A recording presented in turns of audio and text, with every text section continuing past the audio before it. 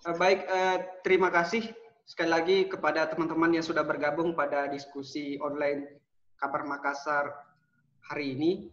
Jadi mengingatkan bahwa diskusi online Kabar Makassar hari ini merupakan diskusi online yang seri 17. Kami mengangkat tema tagihan melonjak PLN digugat. Jadi ada beberapa pembicara yang akan menyampaikan pandangan pada diskusi siang hari ini. Yang pertama adalah Pak Raditya Harinugraha, beliau ini adalah manajer PT PLN Persero Kota Makassar. Kemudian ada Pak Yudi Raharjo, sekretaris YLKI Sulsel.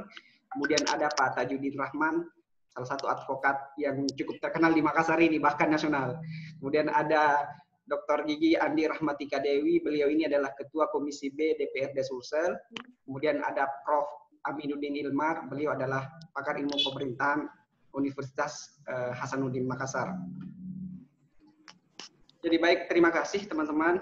Saya buka diskusi online siang hari ini. Bismillahirrahmanirrahim. Assalamualaikum warahmatullahi wabarakatuh. Waalaikumsalam. Baik, untuk kesempatan pertama saya berikan kesempatan kepada Pak Radit untuk menyampaikan pandangan terkait tema yang kita angkat pada siang hari ini, Pak. Silakan, Pak. Terima kasih Mas Sofyan Basri dan rekan-rekan dari Kabar Makassar. Salam kenal. Assalamualaikum warahmatullahi wabarakatuh. Waalaikumsalam warahmatullahi wabarakatuh.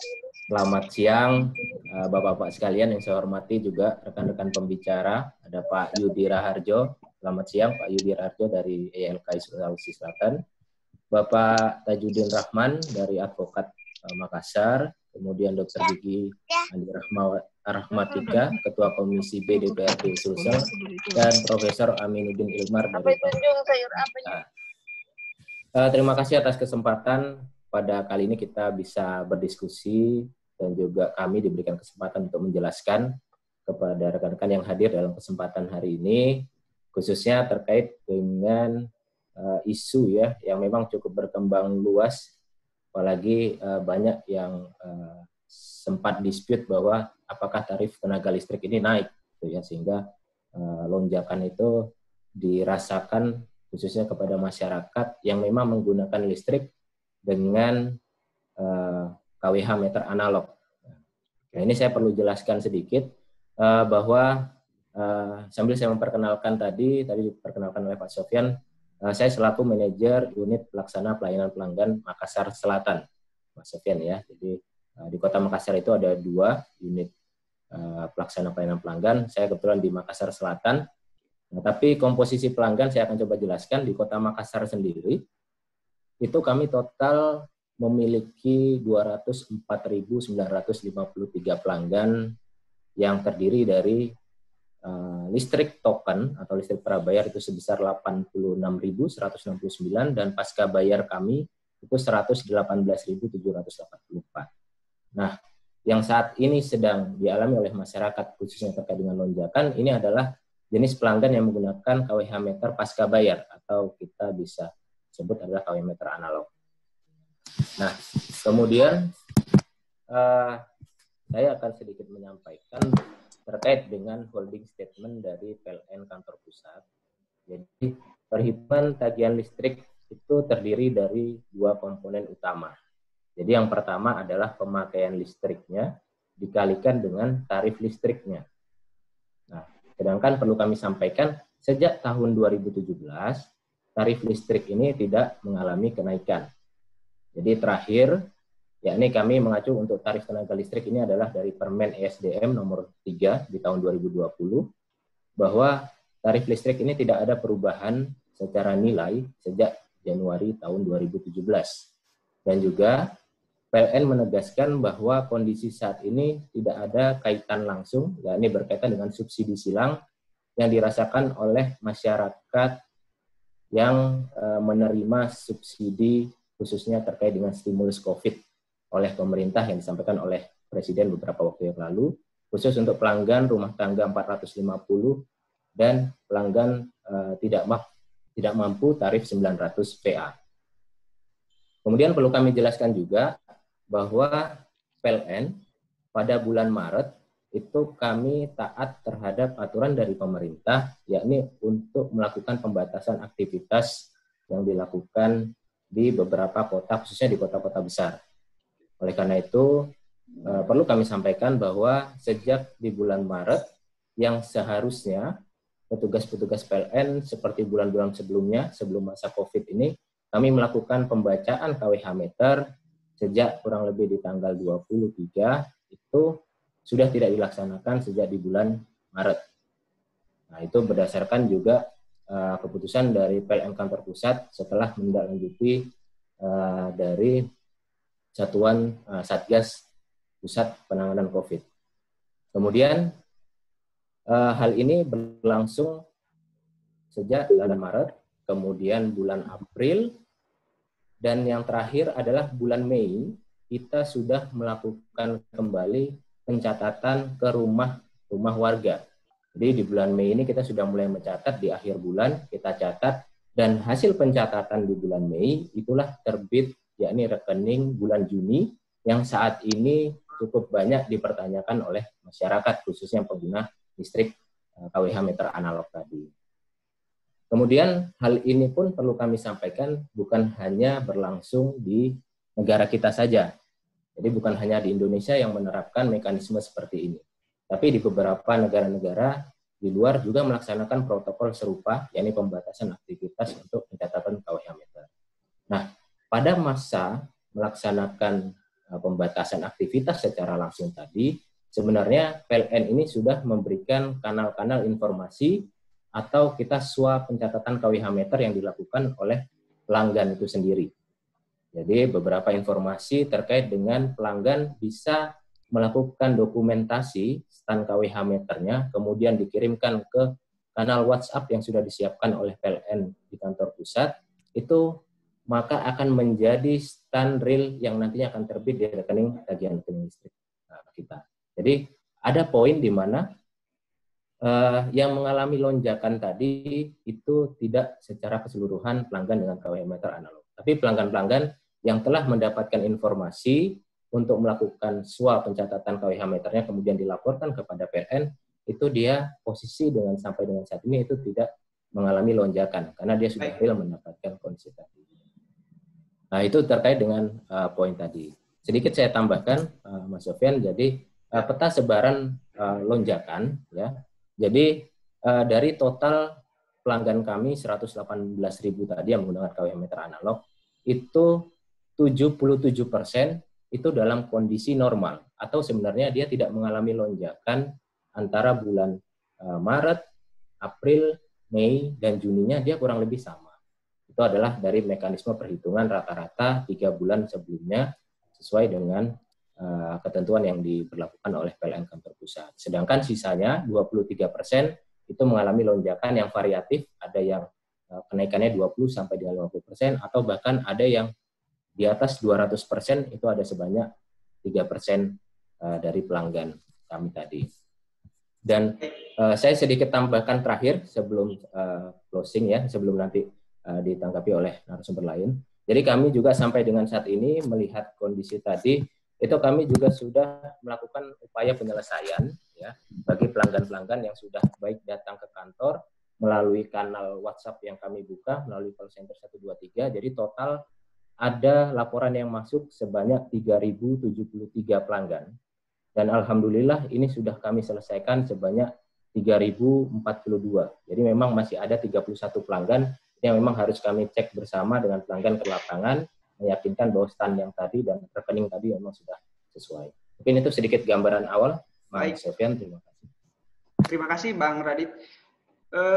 Saya pikir tadi cukup jelas apa yang disampaikan. Saya ke Bang Judi Raharjo. Bang, kira-kira bagaimana nih Bang terkait fenomena yang ada hari ini, misalnya terkait kenaikan tarif dasar listrik yang kemudian sejumlah masyarakat protes dan lain sebagainya, Bang. Silakan.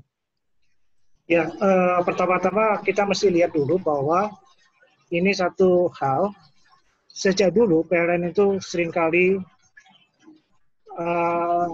soal informasi seringkali bermasalah di situ. Ya, jadi misalnya pertanyaannya adalah kemudian apakah ketika sebelum COVID, sebelum pembatasan saya kira, sebelum social distancing, ada skenario yang digunakan oleh PLN dalam memutuskan seperti apa perhitungannya. Jika kemudian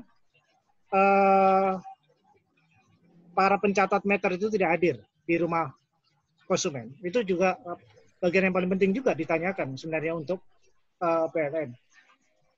Tiba-tiba saja, meskipun katakan tadi 30%-an adalah yang mengalami lonjakan, tetapi bukan soal persentase itu sebenarnya, tetapi bagaimana kemudian konsumen itu merasa hal yang tidak wajar. Itu harus juga dilihat juga ketidakwajaran.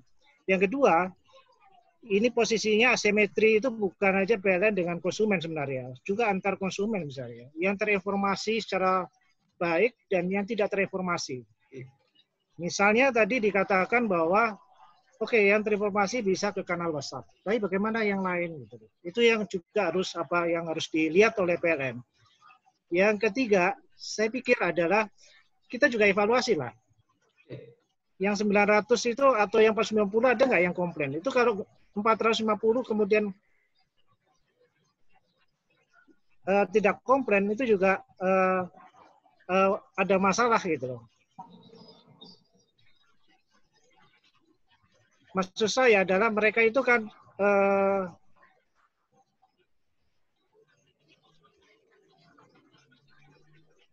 ya Bang. Ya, maksud saya adalah mereka itu dapat diskon, dapat gratis dan sebagainya. Kalau komplain gimana caranya? Misalnya 900 itu, ya 900. Katakan bisa nggak Pak Radit misalnya mempresentasikan berapa yang komplain itu, yang 1.300, 2.200 kah? Atau yang bahkan yang 900. Saya mau bertanya sebenarnya sama Pak Radit. Seperti itu. Nah, saya pikir juga bahwa halo? Ya, silakan Pak. Saya pikir juga bahwa ini PLN mesti buka pengaduan secara pas loh. Maksud saya, biarkan apa konsumen mengadu dan kemudian diberitahu gitu loh. Berapa yang mengadu dan modusnya seperti apa, lokusnya di mana. Lagi-lagi kita mesti transparan gitu, PLN. Seperti halnya apakah selama 3 bulan ini ada pemadaman secara lokal atau tidak, itu juga harus diberitakan oleh PLN. Saya kira itu dulu, Pak. Baik, terima kasih Pak Judi atas penjelasannya tadi. Jadi terkait tadi soal transparansi dan data yang dipertanyakannya. Saya ke Pak Tajudin Rahman. Nah, Pak Tajudin Rahman ini menarik juga karena beberapa waktu yang lalu di media sosial juga sempat mengajak sejumlah advokat Makassar untuk melakukan gugatan ini ke PLN. Nah, silakan Pak. Kira-kira apa yang melatar belakangi itu Pak? Silakan. Ya, terima kasih Pak Sofian. Baik.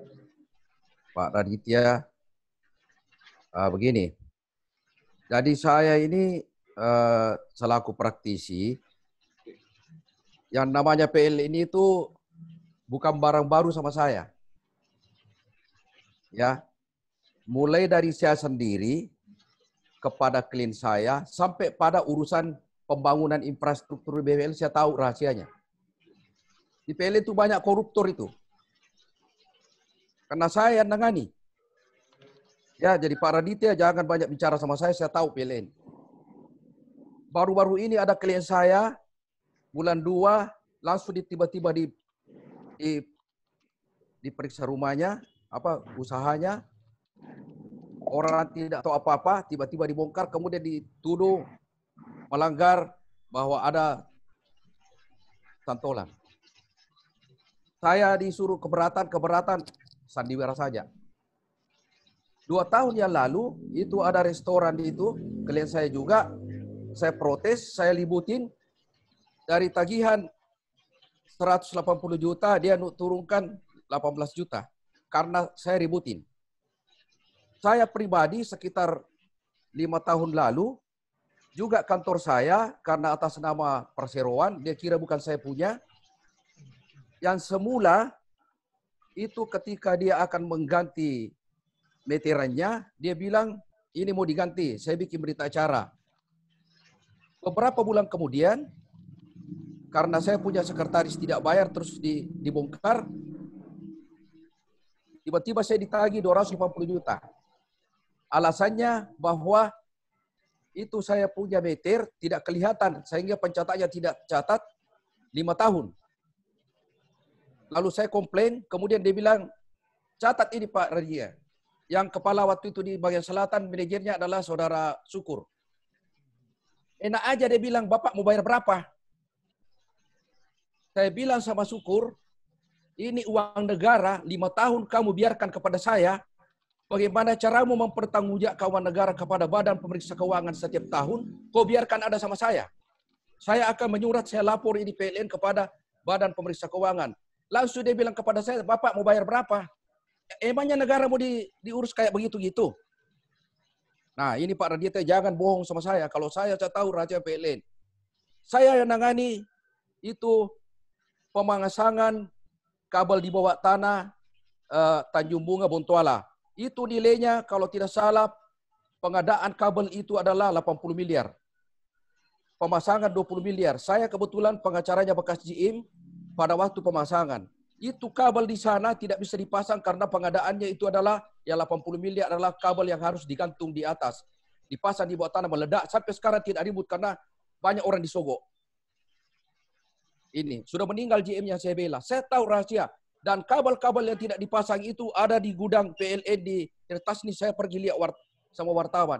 Itu tidak ribut. Siapa yang tidak ribut? Kenapa tidak ribut? Karena disogok semua. Jadi maaf, PLN itu kurang ajar. Tidak beres sama rakyat. Yang Bapak bicara tadi itu lagu lama. Bahwa kalau tidak dicatat itu saya baru kontrak-kontrak rumah.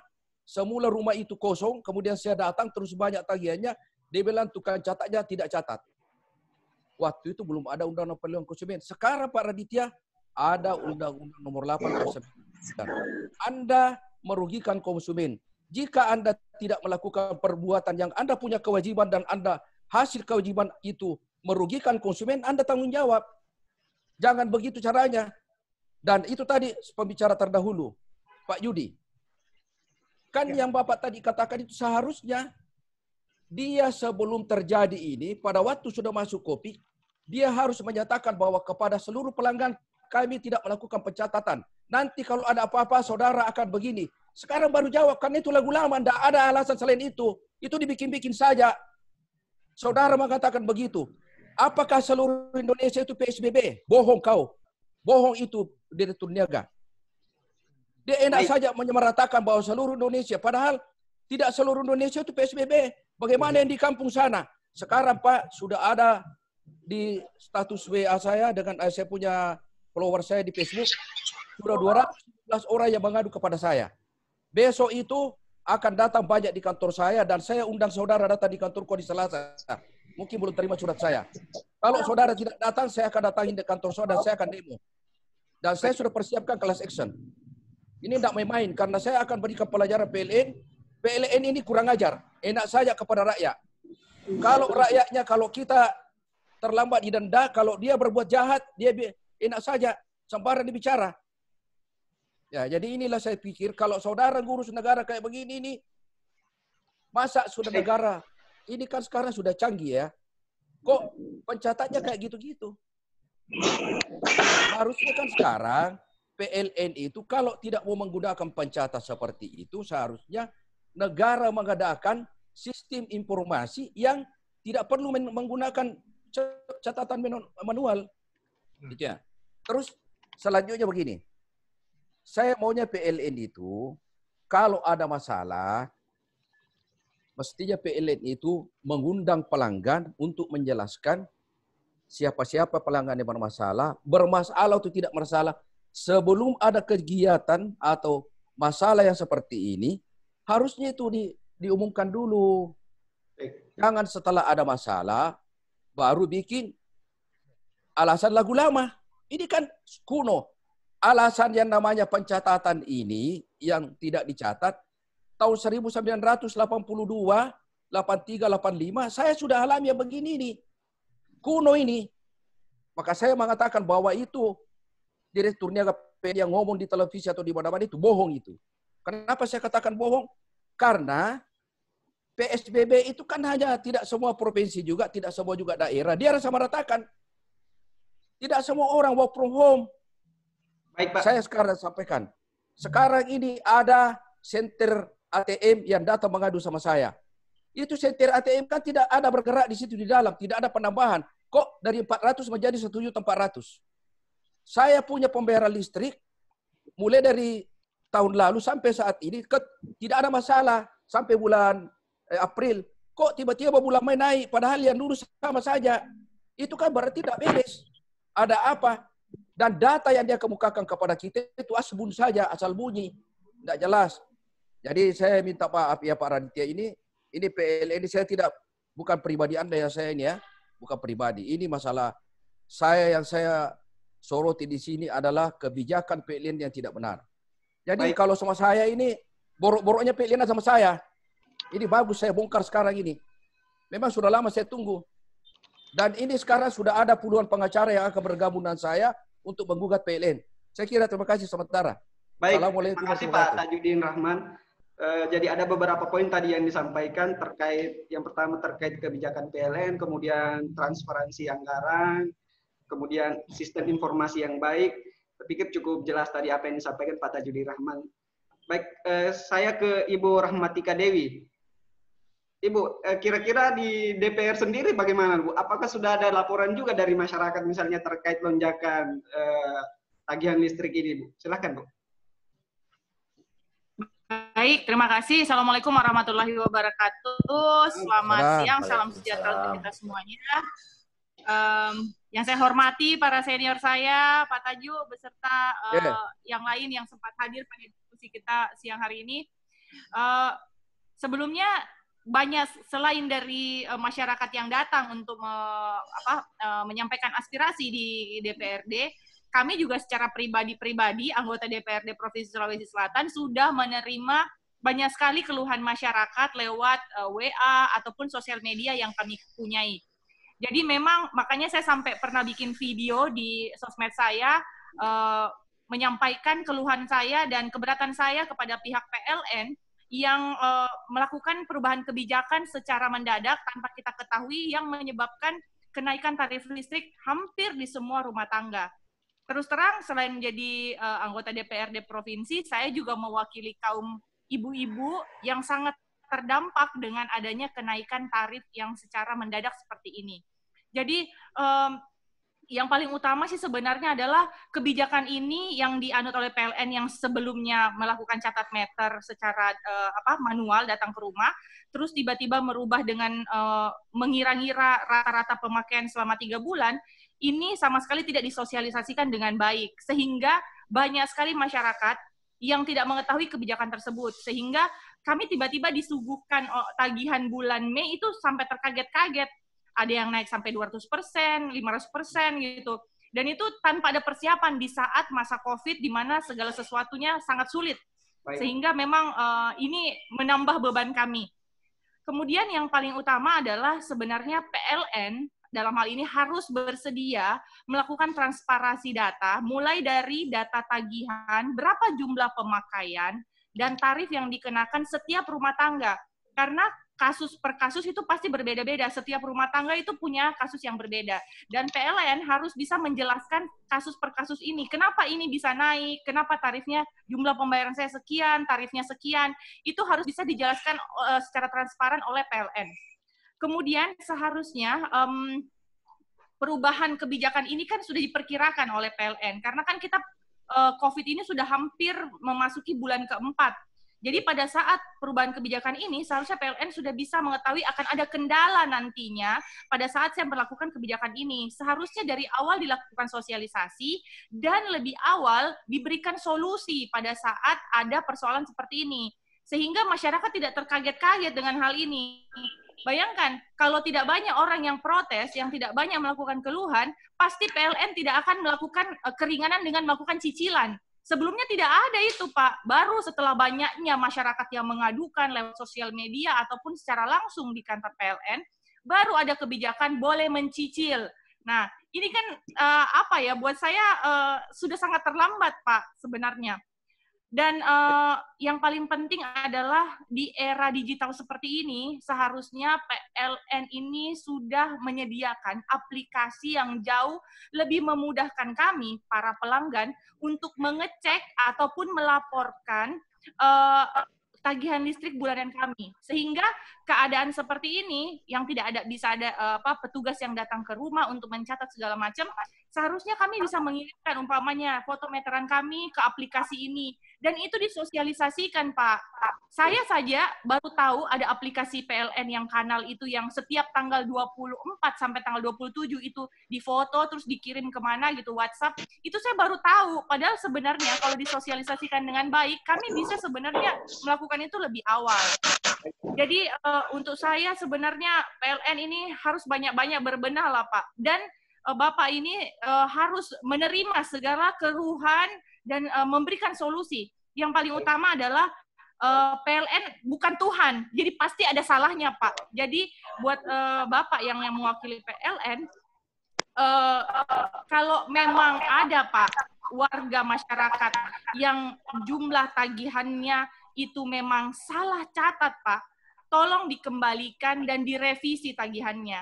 Jangan seolah-olah PLN ini udah bener banget, Pak, karena tidak semua. Seperti kasus rumah kosong yang rumah kosong yang tidak ada penghuninya, tiba-tiba tagihannya banyak, Pak. Itu kan tidak mungkin. Bapak harus melihat datanya. Ya, itu dia, Pak Tajul. Saya bilang, Bapak kan bukan Tuhan. Bapak pasti punya salah, Pak. Jadi, Bapak harus berbenah, paling tidak Bapak harus mengembalikan atau memberikan koreksi terhadap tagihan warga yang memang salah hitung, Pak. Dan yang paling terakhir, kami meminta mungkin dari perubahan kebijakan ini kita harus ada investigasi secara transparan, Pak. Harusnya BPK turun untuk memberikan jawaban kepada masyarakat Mantap, Bu. atas Setuju. hal yang tidak wajar ini. Saya sih sebenarnya seperti itu. Saya pikir itu dulu yang saya bisa sarankan. Mohon maaf apabila ada kata-kata yang kurang berkenan. Saya hanya menyuarakan hati masyarakat dan juga para ibu-ibu rumah tangga yang sangat terdampak, Pak. Terima kasih. Baik, terima kasih Ibu Anda Rahmatika Dewi. Jadi ada beberapa poin yang tadi yang disampaikan. Yang pertama terkait ternyata sudah banyak keluhan juga di DPRD. Kemudian mengkritik terkait perubahan kebijakan yang mendadak tanpa sosialisasi, kemudian transparansi data, kemudian menyediakan aplikasi praktis, dan investigasi secara transparan. Jadi itu ada beberapa poin yang saya ingin. Kemudian saya ke Pak Prof. Amiruddin Ilmar. Prof, ini kan sangat kriminal begitu, Prof. Hampir setiap tahun biasanya juga terjadi seperti ini. Nah, ini biasanya juga saya lihat secara langsung menjadi topik yang hangat dan sepertinya mengalihkan isu juga ini, Prof. Nah, kira-kira bagaimana ini, Prof? Karena ada juga sejumlah kalangan yang menilai bahwa ini juga sebagai bagian dari pengalihan isu yang dialami pemerintah hari ini. Silakan, Prof.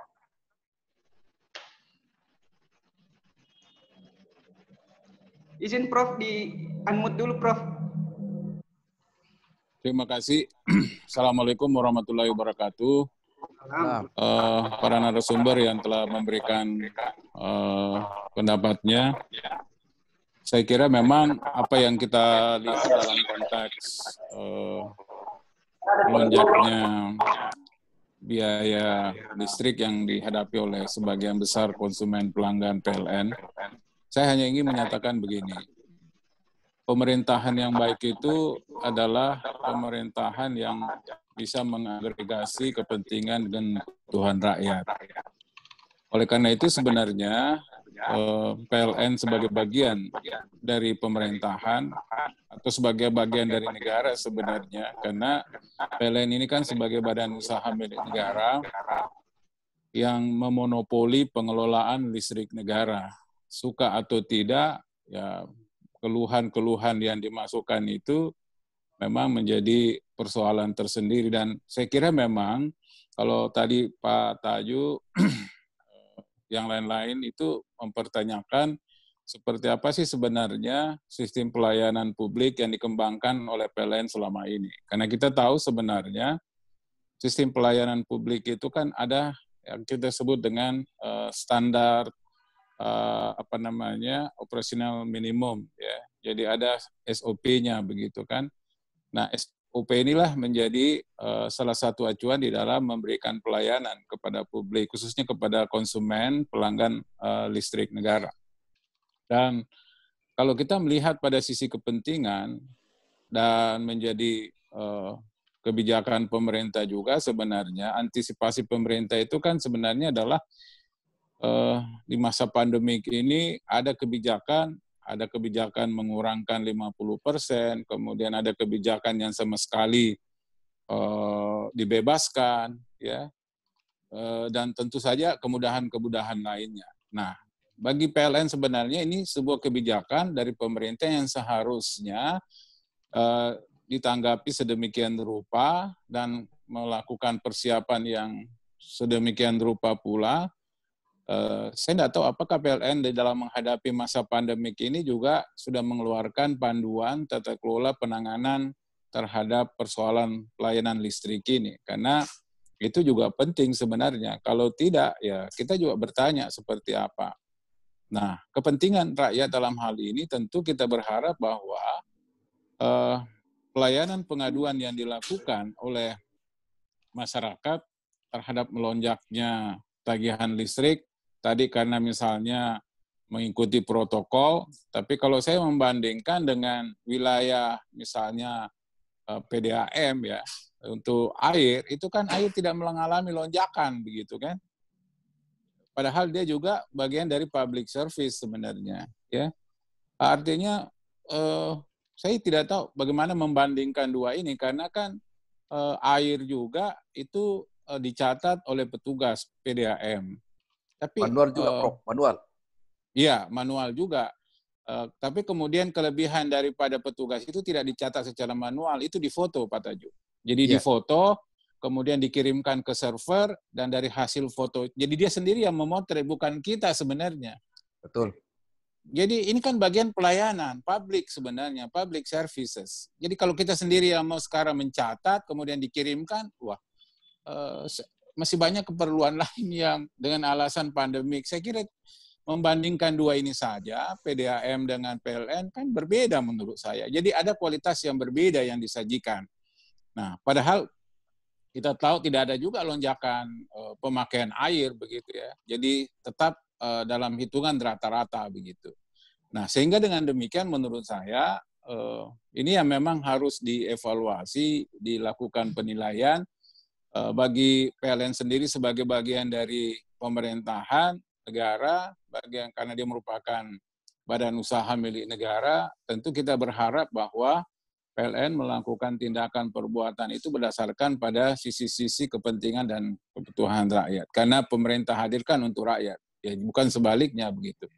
Nah, ini yang barangkali catatan saya. Yang terakhir yang saya ingin juga kemukakan bahwa perlu ada upaya perbaikan tata laksana pelayanan publik yang ada di PLN. Saya contoh simpel saja. Misalnya tiba-tiba di rumah listrik mati, kemudian disuruh menghubungi call center, ya memang pelayanannya sudah baik, ya. Tetapi kemudian tingkat aktivasi respons itu yang tidak ada, ya. Misalnya bagaimana kelanjutan pengaduan kita, sudah sejauh mana orang PLN datang untuk mengecek, berapa lama waktu yang dibutuhkan, itu kan tidak ada sama sekali. Tidak ada standarnya. Tidak ada standarnya. Jadi artinya berapa lama ini diselesaikan mati lampu di rumah misalnya, ya itu tidak ada patokannya. Ya cuma dia katakan ditunggu Pak, nanti akan datang petugasnya. Ya sampai kapan? Sampai datang petugasnya. Itu kan memberi ketidakpastian, ya. Jadi itu hal-hal barangkali yang menurut saya mungkin dengan melalui ini ada perbaikan, dan tentu saja PLN harus lebih tanggap lagi. Karena ini perusahaan monopoli, Pak. Monopoli, tidak ada bandingannya. Kita tidak mungkin. Kalau PLN menyatakan, ya kalau Anda tidak setuju dengan PLN, silahkan beli genset sendiri untuk kemudian. Kan bukan begitu jawaban yang harus kita terima, tapi kita berharap bahwa ada perbaikan pelayanan, peningkatan pelayanan yang diberikan oleh PLN sebagai perusahaan monopoli pengelolaan listrik negara. Saya kira itu. Saya kembalikan. Terima kasih. Terima kasih, Prof. Aminuddin Hilmar. Jadi saya sampaikan ada beberapa poin yang disampaikan tadi terkait tema yang kita angkat pada siang hari ini. Yang pertama, perlu ada upaya tata kelola laksana PLN. Kemudian yang kedua adalah aktivasi respon belum dilakukan standarisasi. Kemudian yang ketiga adalah perlu ada panduan tata kelola layanan selama pandemi. Nah, ini yang menjadi catatan penting dari Prof. Aminuddin Hilmar. Saya kembali ke Bang Radit. Bang Radit, ini ada beberapa. Ada saya mau sampaikan sebelumnya. Ada. Saya jamun dulu. Silakan ada Pak. yang saya lupa tadi. Silakan ya. Pak. Sedikit. Jadi begini ya, ini kita bicara dulu supaya nanti Pak Aditya belakangan supaya dia tahu semua masalah. Baik. Saya pernah didatangi oleh seseorang yang namanya Muslim Nasution. Saya diperkenalkan oleh teman saya Hakim Tinggi di Pengadilan Tinggi bahwa dia adalah pernah menjadi pejabat PLN dan kemudian dia mengkoordinir tukang-tukang catat dan sekaligus juga mengkoordinir pemeriksa-pemeriksa. Dia expert. Dia ketiga. Dia ngajak saya bekerja sama bahwa Pak Tajudin menjadi konsultan hukum kami. Kita akan periksa dari rumah ke rumah mengenai adanya dugaan pencurian listrik. Kalau ada kita kerja sama PLN, Bapak saya kasih gaji 1 juta satu hari konsultan. Jadi saya dapat 30 juta satu bulan. Saya tolak. Kenapa saya tolak? Saya bilang, kamu enak saja pergi cari masalahnya rakyat dan kemudian kamu mau bayar saya tidak mau. Dan kawanan dia inilah yang saya temukan ketika saya tolak beberapa bulan kemudian, itulah yang datang di kafenya klien saya dan kemudian melakukan penggerebekan. Saya lawan dia. Saya tunjukkan bahwa kamu dulu yang datang di kantor saya. Jadi banyak penjahat di PLN itu, saya tahu. Inilah sindikat ini, kenapa saya mau menggugat, saya mau bongkar sindikat penjahat yang ada di PLN. Maaf saya mungkin agak kasar karena saya pengacara. Pengacara itu tidak sama dengan Prof. Kalau Prof kan akademisi. Saya langsung aja tembak sasarannya. Ini kenapa? Karena saya harus mewakili rakyat. Kalau tidak ada orang seperti saya, rakyat ini akan susah. Tadi Prof sudah bilang, negara nggak bisa diurus dengan cara seperti yang dia lakukan PLN itu. Saya pertaruhkan saya punya profesi dan saya tidak takut. Kalau dia mau lawan saya akan lawan juga. Baik. Saya tidak minta maaf. Kalau ada yang mengatakan bahasa saya tidak benar, saya akan buktikan semua apa yang saya katakan. Karena pada waktu saya ketemu yang namanya Muslim Nasution itu, ada staf saya duduk semua di kantor saya. Semua yang saya cerita ini ada faktanya. Kalau dia mau bongkar-bongkaran, datang di kantor saya. Saya kira itu. Terima kasih. Baik, terima kasih Pak Tajudin. Jadi saya kembali ke Pak Radit ini. Bang Radit, kira-kira bagaimana dengan beberapa tangkapan dari pembicara yang lain ini terkait mungkin tata kelola, kemudian transparansi dan lain sebagainya, Bang. Silakan, Bang. Oke, terima kasih Mas Yofen. Alhamdulillahirrahmanirrahim, Bapak-bapak sekalian, sangat luar biasa ya, kita ingin sama-sama memajukan. Saya terima kasih banyak Pak Tajudin ya, karena memang kita harus memperbaiki ya perusahaan, apalagi ini milik pemerintah Pak, milik negara. Jadi kita harus sama-sama bangun. Tadi saya sudah note, ini bukan kepada saya pribadi ya Pak Tajudin ya. Bukan. Iya. Ada beberapa hal yang perlu saya sampaikan juga ini agar kita lebih terbuka lagi terkait dengan mekanisme ini Pak. Jadi kami terkait dengan tata kelola untuk penanganan masa seperti ini itu memang sudah dilakukan sebelum tagihan rekening listrik di bulan Juni ini terbit. Jadi tadi mungkin ada yang ditanyakan mungkin dari Bu Andi, kok tiba-tiba sekarang bisa nyicil. Sebenarnya mekanisme cicilan yang diberikan oleh PLN kantor pusat itu dan juga kami terapkan di unit kami itu adalah sudah terbit sebelum tagihan rekening listrik ini ada. Jadi tagihan rekening listrik ini ada. Jadi itu sudah memungkinkan memang ada. Nah, terus kemudian yang diberikan terkait dengan proses cicilan itu sebenarnya tidak harus semuanya membayar atau cicil. Jadi ada dua skema di mana angka stan kWh meter tadi itu lebih besar terhadap dengan angka yang ada di rekening listrik sehingga akhirnya itu dilakukan penyesuaian atau bahkan yang dilakukan oleh PLN rata-ratanya itu terlalu besar pada saat dicek fisik itu malah lebih kecil. Nah, pola penyelesaiannya berbeda. Jadi yang pertama tadi apakah itu bisa direvisi angkanya menjadi yang sesuai dengan fisik, itu adalah skema pertama. Jadi kami dari PLN akan melakukan koreksi rekening apabila stan yang kami terbitkan pada rekening listrik lebih besar daripada fisik yang ada di lapangan. Pasti kami akan lakukan penyesuaian dan tidak akan menambah ataupun menggunakan angka yang kami lakukan rata-rata tadi. Itu adalah poin pertama. Nah, poin kedua, ini yang cukup banyak, ya, jenis komplain yang cukup banyak adalah pada saat stand kWh meter yang ada di lapangan itu lebih besar dibandingkan dengan angka perhitungan rata-rata yang dilakukan oleh PLN. Sehingga pada saat dilakukan pencatatan real di bulan Mei kemarin, itu rekan-rekan kami, Pak, dari petugas pencatat meter, jadi insya Allah kami juga sudah menjunjung tinggi digitalisasi, Pak. Jadi teman-teman kami catat meter itu kita juga menggunakan memfoto, menggunakan aplikasi dan juga mengirimkan kepada server. Namun pada saat pembatasan ini itu yang memang tidak kami lakukan, Pak. Tapi mekanismenya adalah sama, kami datang ke lokasi pelanggan, kami catat fotonya, evidennya semuanya dikirimkan ke server sebagai bukti pada saat ada pelanggan yang melakukan komplain. Nah, mekanisme yang lebih besar tadi penggunaan pelanggan akibat salah satunya adalah work from home, ataupun pada saat kemarin kita masuk di bulan Ramadan, jadi aktivitas di bulan puasa kita beribadah lebih banyak di rumah, dan lain-lain, insya Allah nantinya juga menjadi berkah untuk keluarga tersebut. Nah, itu naik pemakaiannya dan dibaca sehingga kemarin kami merata-ratanya terlalu rendah. Dan pada saat di bulan Juni tadi, setelah pencatatan Mei, itu dimasukkan semua angkanya. Nah, berdasarkan dengan konsultasi yang sudah dilakukan oleh PLN Kantor Pusat, juga dengan Ombudsman RI, jadi ini memang sudah bukan hanya dari PLN yang melakukan pola-pola seperti ini, itu sudah berdasarkan konsultasi dengan Ombudsman RI, maka dilakukanlah yang namanya perlindungan terhadap lonjakan tagihan rekening listrik. Nah, perlindungan lonjakan tadi, mekanismenya adalah pelanggan apabila mengalami lonjakan di atas 20% dari tagihan sebelumnya, maka yang cukup dibayarkan oleh pelanggan adalah tagihan seperti bulan lalu ditambah selisih dari tagihan bulan lalu dengan yang sekarang itu 40%-nya saja yang akan dibayarkan di bulan Juni.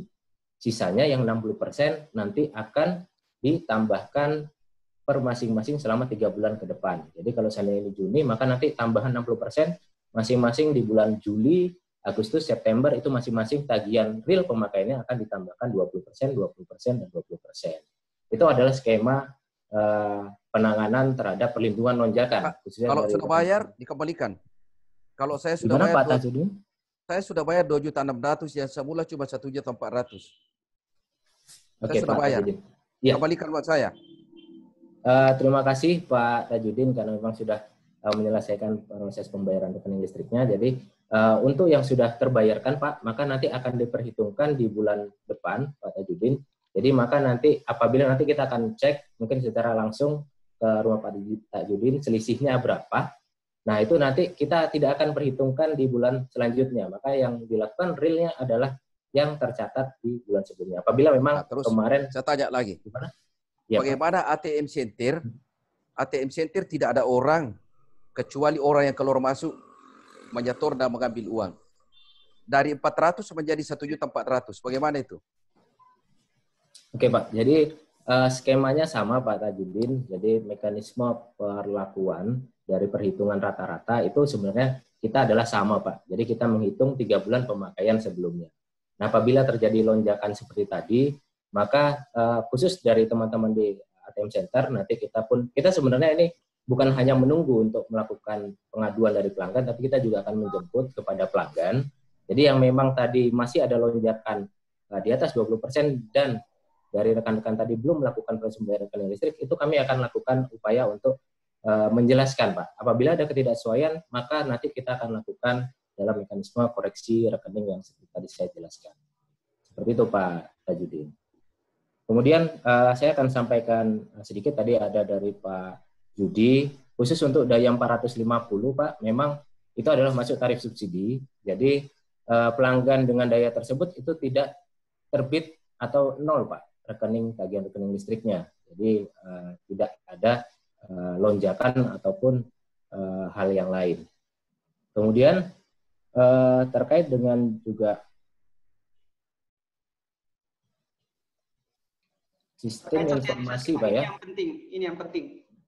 Terkait sosialisasi yang belum maksimal juga. Tadi yang disampaikan Ibu Rahmatika Dewi, kemudian Pak Aminuddin Ilmar dan lain sebagainya, itu kan belum tersosialisasi dengan Oke, terima kasih Mas Sofyan. Di note tadi cukup banyak saya catat agak terlewat ya.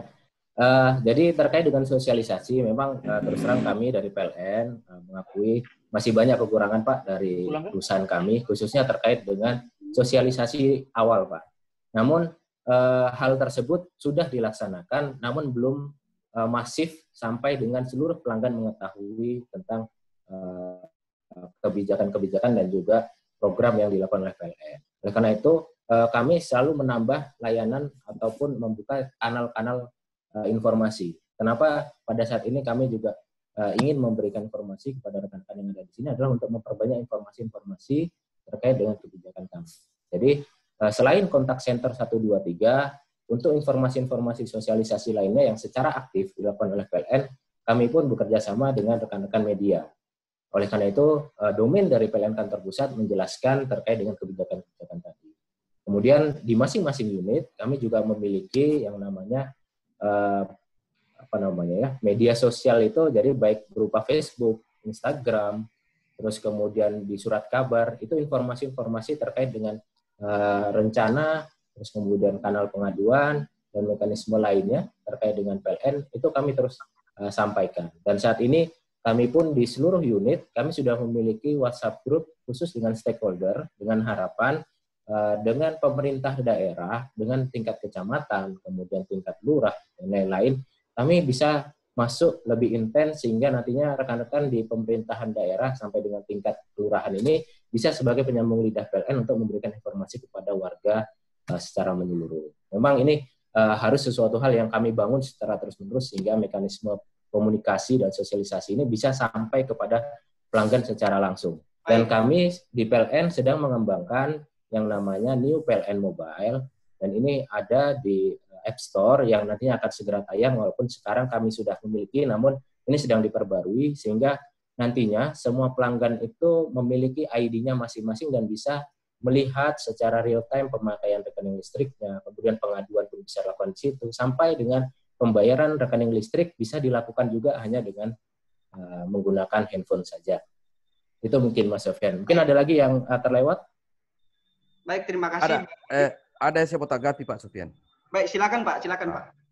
Ini kan berkaitan dengan semua, baik mulai dari Pak Yudi, Ibu Rahmatika dan Prof tadi. Ini satu hal, kalau menurut saya soal bahwa sekarang ini terjadi penumpukan karena dia tidak melakukan pencatatan, saya kan tadi bilang ini tidak tanggapi.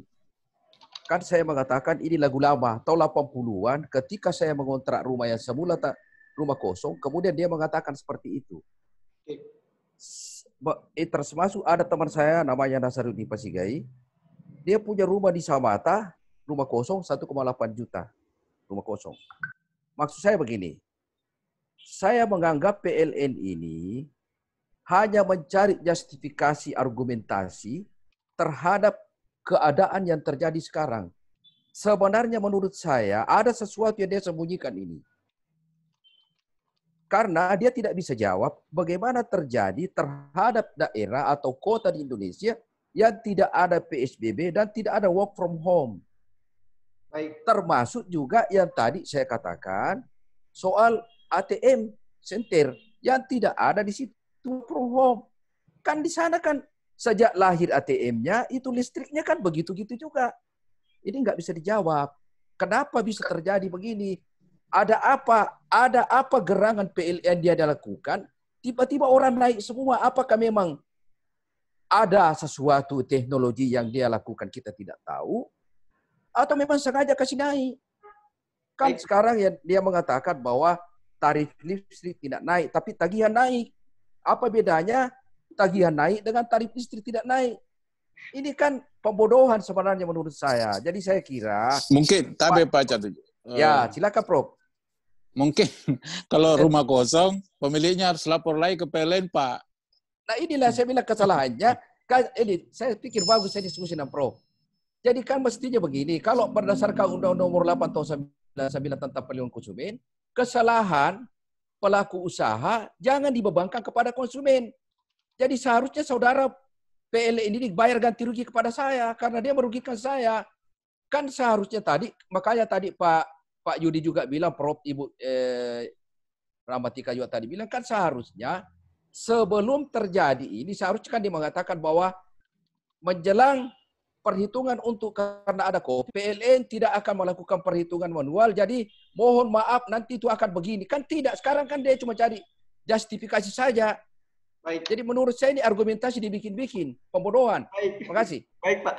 Saya ke Pak Judi dulu. Pak Judi, Pak Judi ini mungkin agak lebih detail lagi karena beliau ini terkait dengan YLKI. Nah, mungkin ada laporan juga Pak terkait layanan konsumen dari PLN ini Pak. Silakan Pak.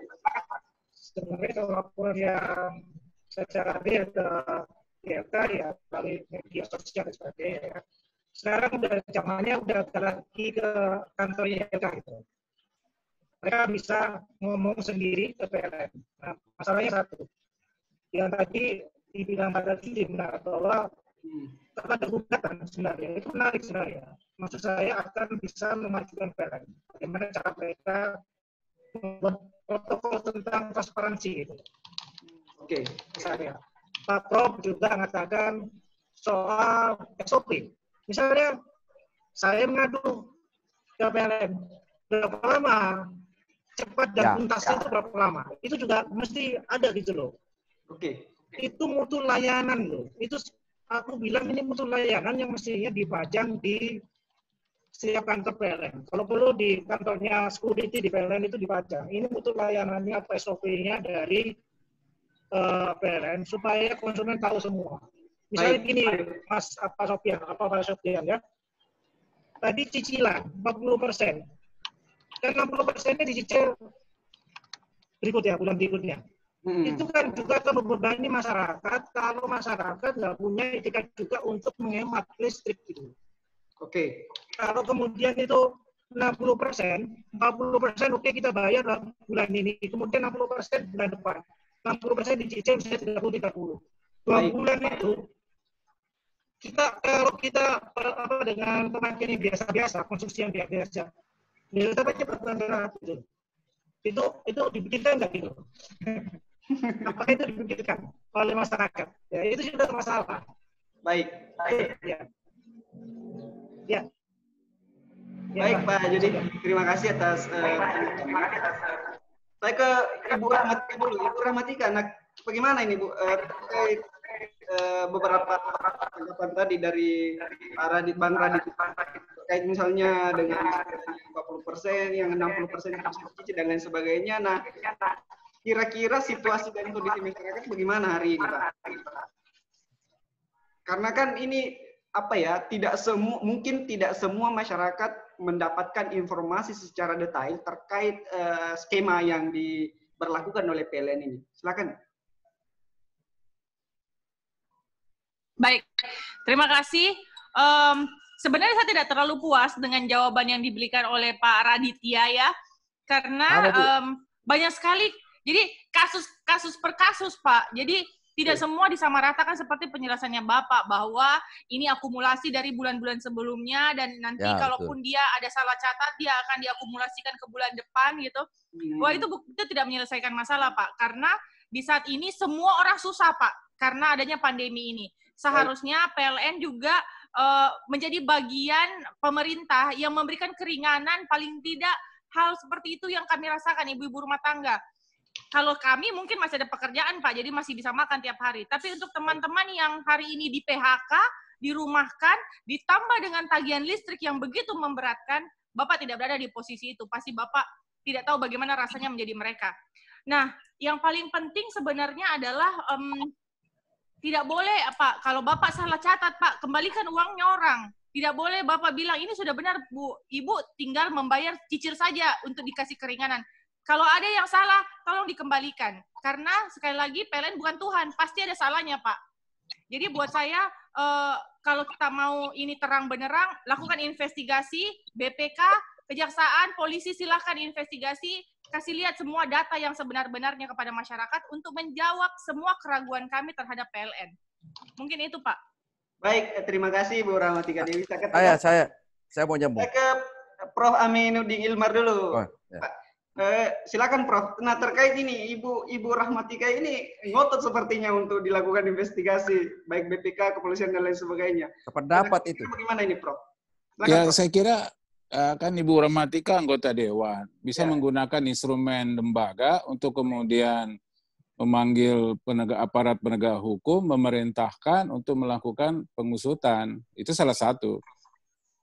Tapi berkait dengan apa tadi jawaban yang dikemukakan oleh Pak Raditya, saya kira memang kalau saya sih memang harus ada upaya yang memang secara signifikan yang dilakukan oleh PLN.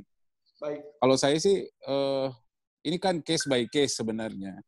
Ya seperti tadi saya katakan bahwa ya ini juga memang PLN sekarang kan agak kesulitan untuk melakukan, ya memang juga pada satu sisi bagaimana mungkin kalau itu rumah kosong dan kemudian ada pencatat dan tidak bisa masuk ke dalam rumah, ya itulah yang saya katakan tadi, memang ini harus memang ada protokol khusus. Tapi yang pasti menurut saya adalah seperti tadi layanan pengaduan, respons dari teman-teman yang ada di PLN tentu memang harus berupaya dengan keras. Seperti tadi saya membandingkan antara pelayanan PDAM dengan PLN. Kan sama-sama pemberi jasa publik, tapi kan PDAM itu tidak ada keluhan di masa pandemi ini. Kok tiba-tiba PLN banyak keluhan begitu? Betul. Berarti kan ada ketidaksiapan begitu ya. Ada ketidaksiapan dari teman-teman kita di PLN yang kemudian ya mungkin secara gegabah, ya seperti Pak Tajuk katakan tadi, di ATM Center itu kan tidak mungkin ada kenaikan, karena sudah jelas lampunya itu yang dipakai tidak pernah berubah, bebannya juga tidak pernah berubah. Nah kalau tiba-tiba itu juga dipersepsi sebagai bahwa itu ada kenaikan karena work from home, kan tidak masuk di akal tuh kan. Tidak ada di dalam logika begitu. Berarti kan pencatatan itu perlu dipertanyakan sebenarnya. Artinya kan pasti kalau dia di ATM kan stagnan itu penggunaan lampunya berapa watt, nggak mungkin lah ada kenaikan begitu. Apalagi kalau memang ada yang ya mungkin hanya bisa menurun ya karena misalnya lampunya tidak menyala ATM itu, tidak mungkin dia naik. Nah, ini kan tapi kenyataan dari data Pak Tajo itu kan dari 400 menjadi 1.400.000. Ya, saya akan bawa Pak Aris tadi. Saya akan kasih ketemu dengan Pak Adi. Nah, itu yang aneh menurut saya. Anehnya di mana? Ya itu kan tadi menurut saya kan tak ada alasan bahwa itu ada yang menggunakan lebih daripada standar KWH yang ada pada ATM Center itu. Kok tiba-tiba melonjak begitu? Nah ini kan berarti sources sumber daya dari KWH itu, saya tidak tahu bagaimana PLN menjelaskannya itu. Saya kira itu Pak Sofi. Terima kasih Pak Prof. Aminuddin Hilmar. Ya saya lanjut. Saya mau sampaikan begini. Ya silakan Pak, pendek saja Pak, sebelum kita buka sedikit Pak. Ini saya butuh dari Pak Yudi juga, supaya bisa kita kita persepsi untuk supaya Pak Raditya ngerti. Kan begini, Pak Yudi kan dari YLKI. Kalau pengetahuan saya Pak Yudi, ini kan kesalahan tidak menghitung adalah kesalahan PLN. Karena kewajiban PLN menghitung setiap bulan kepada konsumen mengenai berapa yang dia harus bayar. Itu kan kewajiban PLN. Nah, sekarang ini kan akibat dari tidak melaksanakan kewajibannya, terjadi penumpukan dan karena itu konsumen merasa rugi. Seharusnya kan dia tanggung, bukan kepada konsumen. Kalau menurut, dan itu nanti kalau saya jadi kelas betul, itu akan saya jadikan dasar untuk menggugat. Ya. Ada asumsi begini.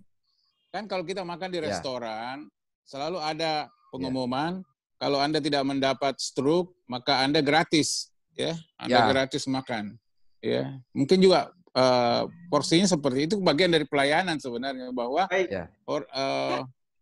pelaku itu harus berhati-hatilah begitu, ya, karena konsumen sudah membayar sesuai dengan beban kewajiban, tapi kemudian jasa pelayan itu mesti juga diberikan risiko tanggungan kalau tidak itu, ya. Baik, pendapat. Baik, terima kasih. Pembicara kita sudah menyampaikan pandangan terkait opini tema yang kita angkat pada siang hari ini. Saya buka sesi kedua. Sesi kedua ini saya persilakan kepada teman-teman bagi yang ingin bertanya, yang ingin memberikan pandangan terkait tema yang kita angkat pada siang hari ini. Silakan Pak. Jika ada yang memberikan tanggapan. Ya Pak Adi, silakan.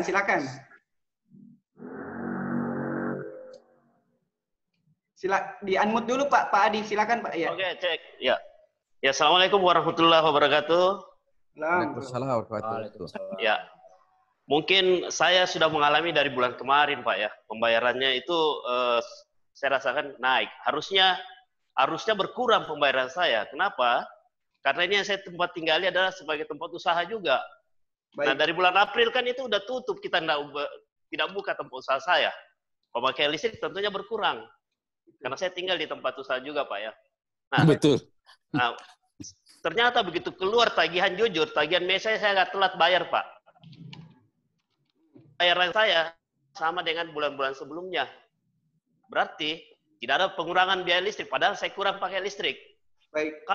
Kalau dikatakan tidak dicatat, jujur karena saya telat bayar, ada pemberitahuan di situ, Pak. Surat ternyata di meteran, berarti ada orang petugas PLN yang catat. Betul. Nah, untuk pembayaran bulan ini, lonjakannya luar biasa, Pak. Hampir 90% saya harus bayar, dan terus terang saya belum bayar sampai sekarang. Kita ini tidak buka usaha selama pandemik ya. Nah, tiba-tiba naik, Pak. Saya juga sudah kurangi listrik ini karena memang tutup usaha kita. Karena saya tinggal di tempat usaha. Betul. Saya belum bayar, Pak. Nah, dengan alasan Bapak tadi mengatakan bahwa masalah pencatatan atau data, saya pikir tidak masuk akal, Pak. Terus, kedua yang Bapak Radit katakan bahwa apabila kelebihan terbayar di bulan ini, nanti dikurangi bulan berikutnya, ya kan? Begitu, Pak ya? Ya. Nah, itu sudah dari dulu, Pak, seperti itu. Betul, tidak pernah terjadi. Itu sudah dari dulu. Saya itu biasa komplain, Pak, kenapa ini lebih, Pak? Oh, bulan depan nanti kurang. Mana kita mau cek, Pak? Mana kita mau cek lagi? Ya kan? Dan saya sadari ini ternyata bulan kemarin sudah lebih kayaknya. Saya sudah bayar. Cuma saya bilang masih tahap toleransi bahwa sama di bulan-bulan kemarin. Baik. Padahal naik, toh? Tidak normal. Nah, bulan ini luar biasa. Saya tidak terima. Saya ada di mana ambil uang? Jujur, usaha tutup. Seperti itu, Pak. Jadi alasan saya itu jujur, saya setuju sama Ibu Rahmatika. Kasih jelas datanya. Baik, terima kasih Pak Adi. Terima kasih, Pak ya. Assalamualaikum warahmatullahi wabarakatuh. Waalaikumsalam warahmatullahi wabarakatuh. Baik, saya berikan kesempatan kedua kepada teman-teman, silakan. Saya barangkali. Ya, silakan, Pak Pangandro, silakan Pak. Iya, makasih. Singkat saja. Kalau bisa PLN mengaku saja bahwa Indonesia sudah bangkrut. Itu saja Pak Sujang.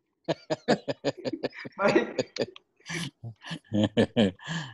Baik, terima kasih Pak Pangandro tadi sudah menyampaikan tadi pandangannya. Silakan Pak, masih ada? Saya masih berikan kesempatan satu kali lagi Pak, silakan.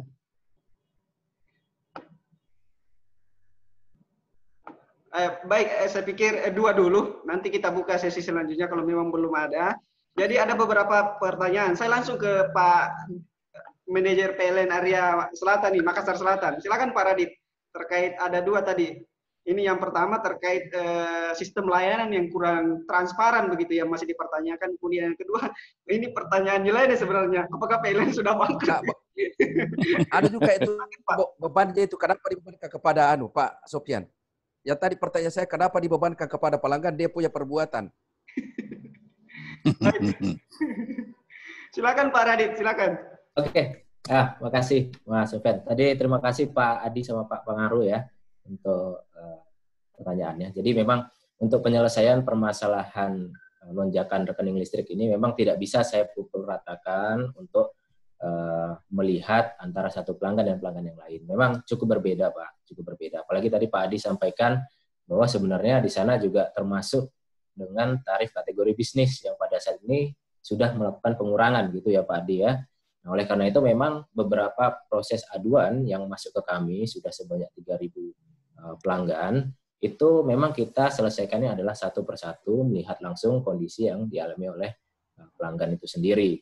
Jadi pasti akan sangat berbeda dan juga antara satu orang dengan orang lain. Sama halnya seperti yang tadi disampaikan oleh Pak Tajudin di ATM Center. Jadi kami akan menyelesaikan untuk case-case yang sedemikian karena memang perilakunya adalah berbeda, Pak.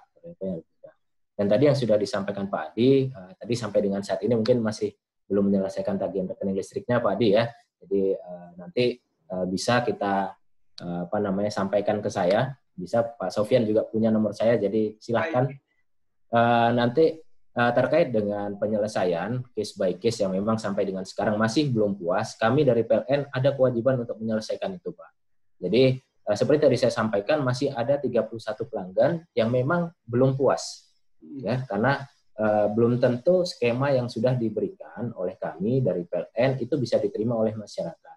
Karena masih banyak juga masyarakat yang memang secara ekonomi itu tidak bisa melakukan proses penyelesaian tagihan rekening listriknya, walaupun mereka tahu bahwa mereka sudah menggunakan listriknya tadi, gitu ya, yang memang itu harus muncul tagihan rekening listriknya. Tapi tadi kita bisa lakukan pendekatan, Pak Adi, nanti saya akan coba follow up, khususnya ke KWH meter yang ada di rumah Pak Adi tadi. Kita akan selesaikan bagaimana mekanisme sejak kapan data tadi akan kami buka, Pak. Data tadi akan kami sampaikan secara transparan. Pada saat ada case antara satu pelanggan, itu kita akan runut. Dari bulan-bulan sebelumnya, jika pelanggan pun tidak menerima, bulan lalu kenapa kok masih seperti ini, itu kita akan buka secara transparan pemakaian pelanggan. Dan sebenarnya saat ini apabila memang pelanggan memang belum menggunakan PLN Mobile atau mendownload PLN Mobile, sebenarnya cukup banyak di Play Store, kita bisa cek tagihan rekening listrik kita mau 12 bulan yang lalu, itu cukup banyak teman-teman dari kreator aplikasi itu yang sudah mengembangkan itu, dan bisa kita pantau rekening listrik kita sampai dengan beberapa bulan sebelumnya pun bisa. Seperti itu Pak Adi. Dan tadi untuk Pak Pangero ya, kita selalu Pak Panganro ya, mohon maaf. Kita selalu mendoakan untuk negara kita dalam kondisi yang sehat, Pak. Termasuk kami juga mohon doanya bagi rekan-rekan semua yang ada di sini, karena kami belum pada kondisi juga yang sehat, jadi kami pun masih butuh doa dari rekan-rekan agar perusahaan kami juga bisa bertahan di tengah pandemi seperti ini, Pak. Dan kita doakan ekonomi juga terus tumbuh, sehingga perusahaan kami pun bisa terus memberikan layanan kepada masyarakat, bukan hanya yang di kota sampai dengan ke pelosok-pelosok yang masih banyak perlu kami terangi lagi, Pak. Mungkin itu saja tambahan dari saya. Baik, terima kasih. Pak Sofyan, ya, silakan, Prof. ada yang menarik dari Pak Raditya. Bagaimana dengan rumah kosong yang sebenarnya toh tetap kemudian tercatat itu sebagai ada orang yang tinggal di situ. Nah, bagaimana menanggapi itu sebenarnya? Apa langkah PLN sebenarnya? Apakah pelanggan harus melapor bahwa rumah itu kosong? Ataukah pencatat yang sebenarnya tidak bisa ini, sehingga kemudian bisa memastikan bahwa rumah itu kosong? Begitu. Ya, karena menurut saya itu yang penting penjelasannya. Ya, Prof. Sedikit saya tambahkan, Prof. Jadi mekanisme untuk rumah kosong, jadi kita akan bagi dari beberapa, Pak. Jadi yang pertama adalah memang kosongnya ini baru 1 bulan. Jadi sebelumnya itu pada saat kami melakukan proses rata-rata 3 bulan, masih ada pemakaian di 2 bulan sebelumnya. Sehingga 3 bulan tadi masih akan terhitung menjadi ada pemakaiannya, padahal sebenarnya sudah kosong di sana. Itu salah satunya, Prof. Jadi, dan yang satu lagi adalah memang kosong dari awal. Tunggu kosong dari awal. Iya, tunggu. Sudah 3 bulan sebelumnya itu kosong. Nah, untuk yang mekanisme demikian, harusnya secara otomatis itu adalah pemakaiannya 0 atau minim sekali. Untuk yang memang sudah kosong 3 bulan sebelumnya. Untuk penyelesaian rumah kosong ini, nantinya petugas kami sejak bulan lalu itu sudah mendatangi seluruh pelanggan. Namun apabila memang nantinya pada saat datang ke lokasi, terus kemudian belum bisa berkomunikasi langsung dengan pelanggan, kita akan coba cari database komunikasi nomor telepon dari pelanggan yang ada di sini untuk mengkomunikasikan penyelesaiannya. Seperti itu, Prof. Hamidud. Karena kami pun dari PLN, kami harus berkomunikasi dengan pelanggan, rumah ini kosongnya apakah memang baru 1 bulan atau sebelum-sebelumnya juga. Karena cukup banyak memang case yang berbeda, rumah-rumah tinggal yang kosong ini dalam durasi waktu yang cukup panjang sekali. Oleh karena itu, kami menyarankan juga kepada pelanggan-pelanggan kami, bahwa untuk mekanisme rumah singgah atau rumah-rumah yang cukup jarang ditempati itu adalah dengan menggunakan listrik prabayar, karena dia tidak akan ada biaya abonemen dan lain-lain, dan tidak ada kekhawatiran atas pencatatan yang salah tadi seperti itu. Terima kasih. Baik. Saya belum dijawab. Baik, terima kasih Bang Radit. Mas Sofian, kan tadi saya tanya begini. Ini ada 2 hal belum dijawab sampai sekarang. Ini kan satu, tidak semua daerah di Indonesia itu mengalami PSBB. Baik. Tetapi faktanya di Facebook itu yang mengadu kepada saya, ada daerah hijau yang tidak work from home, naik semua tagihannya. Nah, itu satu. Yang kedua, tadi kan saya bilang, akibat dari perbuatan PLN yang tidak melakukan pencatatan, kemudian dia membuat kesimpulan bahwa karena tidak ada tukang catatnya, lalu orang harus melonjak tagihannya. Kan saya bilang tadi, itu kan perbuatan atau kewajiban PLN yang harus ditanggung PLN. Kenapa harus kewajibannya PLN? Akibatnya rugi rakyat. Kenapa rakyat yang menanggung? Ini tidak belum dijawab ini, belum dijawab. Tolong dijawab Pak Raditya.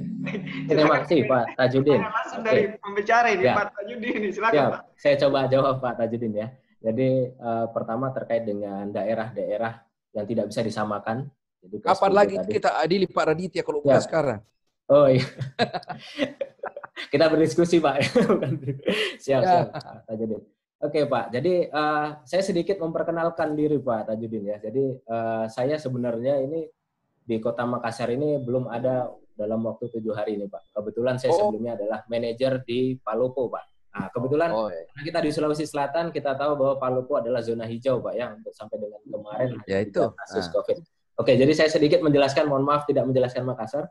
Jadi untuk di Palopo, jadi memang kami itu beberapa daerah kami tetap melakukan proses pencatatan Pak. Jadi kami melakukan proses pencatatan dengan terbatas. Namun yang ada realisasi di wilayah kami, kebetulan Toraja pun adalah wilayah kami, itu memang ada pembatasan-pembatasan secara mandiri yang dilakukan oleh masyarakat, sehingga petugas kami tetap tidak bisa masuk ke lokasi tadi, Pak. Tapi untuk daerah yang khusus di Kota Palopo, itu teman-teman masih bisa melakukan interaksi di sana.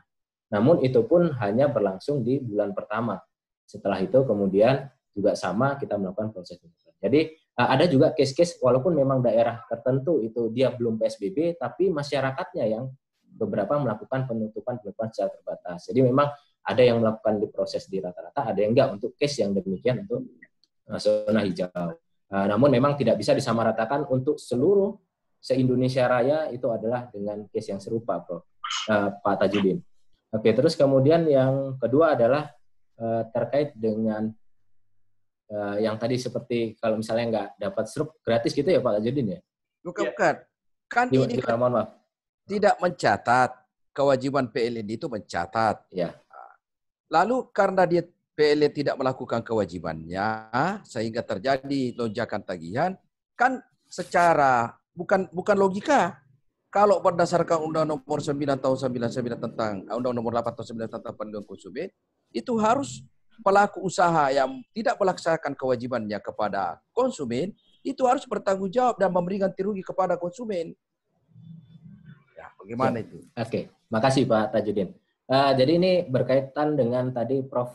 Aminuddin dan Pak Yudi yang menyampaikan, Pak Yudi menyampaikan terkait dengan tingkat mutu layanan.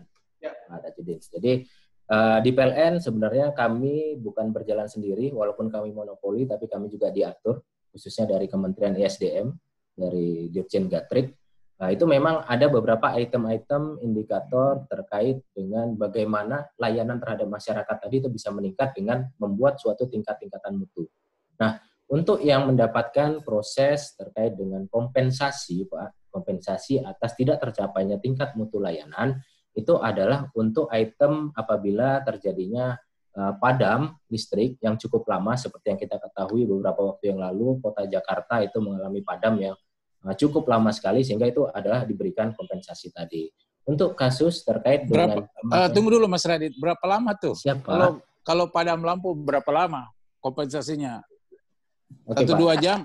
Enggak, 1-2 jam enggak ya? Enggak, Pak. Jadi... enggak, sama kan kalau di penerbangan. Kalau delay itu, 1 jam pertama itu kan ada snack, ya. Sampai 3 jam berikutnya itu diberi makan, ya. Itu kan sudah ada. Jam kemudian ada pengembalian. Iya, Pak. Iya, betul. Nah, sekarang PLN juga harus menerapkan itu dong, supaya lebih menunjukkan seimbang tanggung jawabnya. Seperti tadi Pak Tajo katakan. Ya. Jadi untuk TMP ini, Prof, jadi perlu kami sampaikan, itu dia ada di masing-masing daerah, tingkat mutu layanannya berbeda-beda. Namun kita dikerucutkan sebagai standar, itu adalah untuk maksimal recovery. Maksimal recovery itu adalah diupayakan tidak lebih dari 3 jam atau 180 menit. Nah, namun di masing-masing daerah itu memiliki tingkat stabilitas listriknya berbeda-beda, Prof.